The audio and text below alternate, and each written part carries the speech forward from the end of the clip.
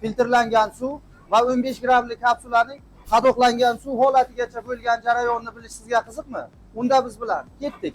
Joriy yilning yangi yil mavsumi arafasida 31-yanvar sanasida Alibek Water xususiy korxonasi uchun Atlan Fortuna tomonidan suv quyish uskunasi keltirib o'rnatib berilgan edi. Bugun ushbu korxona faoliyatiga sayohat qilamiz. Dastlab kapsulalarimiz baklashka holatiga o'tishi uchun PET idishlarimiz qizdirish pechi yordamida qizdirib pishiriladi. Pishirilgan kapsulalarimiz idishlarni shishirish uskunasi yordamida esa tayyor baklashka holatiga keltiriladi. Jarayon esa ko'z o'ngingizda ma'lum. Tayyor bo'lgan baklashka mahsulotlarimiz havoda PET idishlarni uzatish konveyeri orqali suv quyish monoblogimizga yo'naltiriladi. Tayyor mahsulotni ishlab chiqarishda uzatilgan baklashkamizga suv quyish jarayoni 8-8-3, ya'ni bir paytning o'zida 8 ta idishni yuvish, 8 ta idishga quyish hamda 3 ta idishning qopqog'ini yopish monoblogi orqali amalga oshiriladi.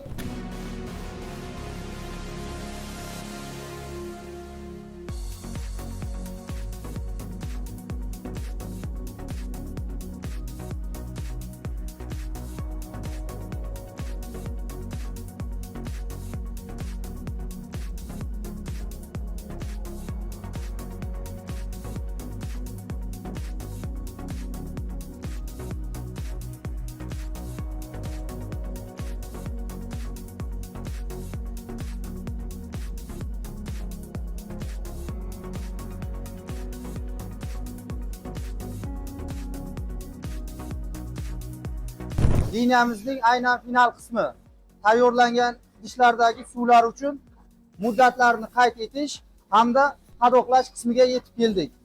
Muddatni idishda qayd etish jarayoni quyidagicha.